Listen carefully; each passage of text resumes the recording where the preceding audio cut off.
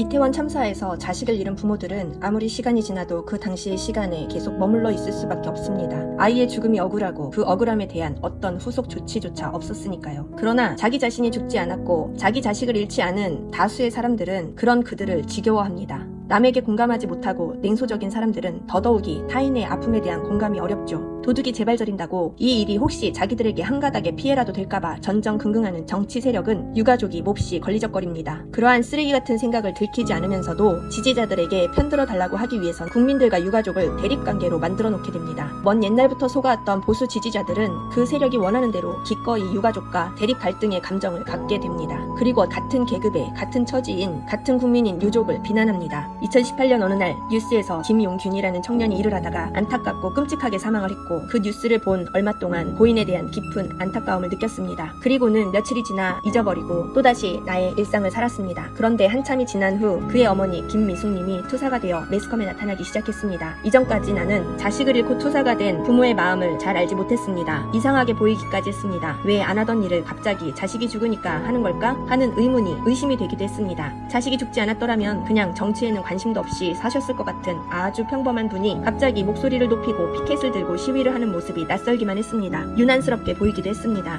사회 정치에 전혀 관심이 없었던 2014년 당시 세월호 사건으로 자식을 잃은 부모의 마음을 저는 이해하지 못했습니다. 주류 미디어가 유도하는 방향으로 생각을 같이 했고 자기 자식 잃은 것만 중요하다고 고집한다는 느낌을 받았으며 세월호 유가족 말고도 다른 사람들도 안타까운 사연으로 자식도 잃고 애인도 잃고 하는데 왜 희생된 사람의 숫자가 많다고 해서 특별 대우를 받고 싶어하는 걸까? 라는 생각도 가졌었습니다.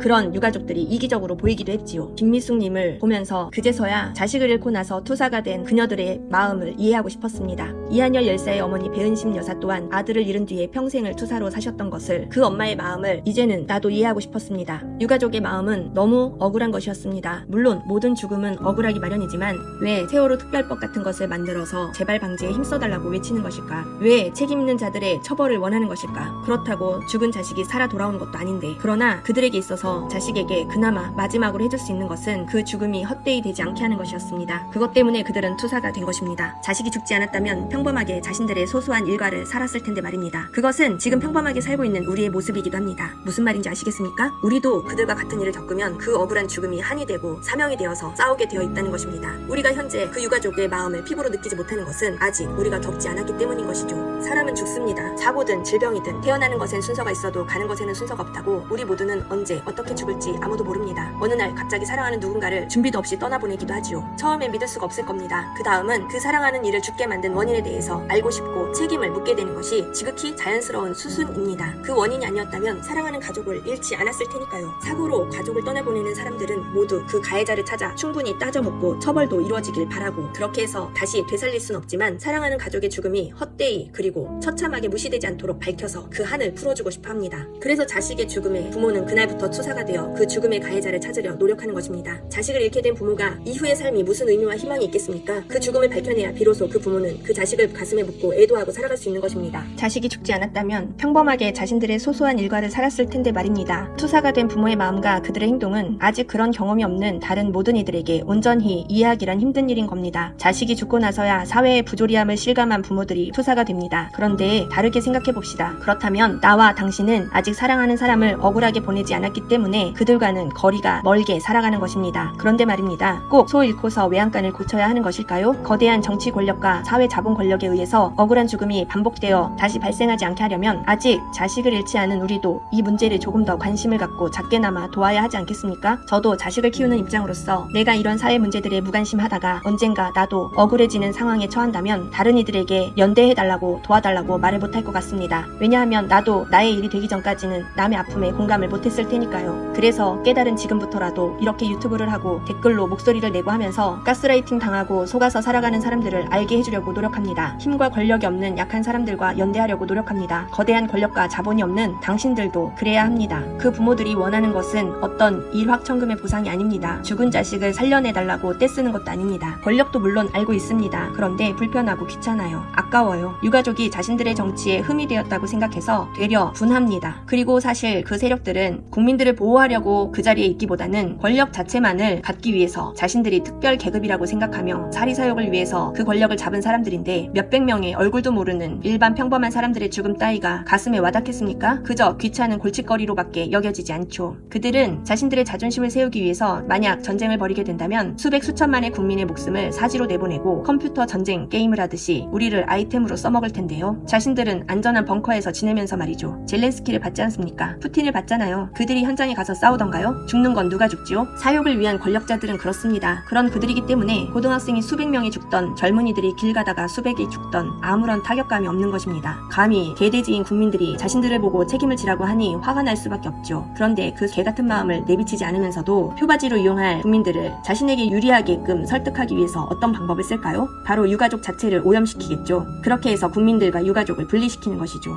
그리고 이 유가족 때문에 큰 손해가 갈 것이라는 것을 암시하겠죠. 잘 보여주고 있는 그것이 세월호 사고였습니다. 유가족이 생떼를 쓴다느니 보험금을 얼마씩 타간다느니 해가면서 자식을 이용해서 한몫 챙겨보려는 사람들로 만들었죠. 언론들이 잘도 지저댔어요. 유가족의 뒷조사를 해서 음해했고 엄청난 세금이 유가족 때문에 들어가게 돼서 온 국민이 피해를 볼 것처럼 연기를 피웠습니다. 그렇게 해서 개개인의 내면에 이기심을 자극했습니다. 그러한 여러 가지 공작으로 인해 많은 국민들이 자식을 잃는 피 끓는 심정을 애써 외면했죠. 그리고 그 나쁜 세력이 원하는 대로 세뇌가 되어 약자인 유가족을 욕했습니다. 이제라도 정신들 차리세요. 내가 당한 일이 아니니까 공감이 안 되시나요? 당신들의 가족이나 아끼는 사람이 불의의 사고로 죽어도 그러실 겁니까? 당신의 자식이 죽었는데 그걸 빌미로 돈이나 잔뜩 받아보려는 생각을 할 수 있을 것 같습니까? 그런 생각을 수백의 부모들이 모두 같은 마음으로 한다고요? 말이 된다고 생각하세요? 2번을 찍은 보수를 지지하는 당신들이 그 권력을 지지하고 그들이 원하는 대로 해주면 그 권력자가 당신을 진정 위해줄 것 같습니까? 당신 자신 스스로가 거대한 권력이라고 착각하고 살진 않겠지요. 설마.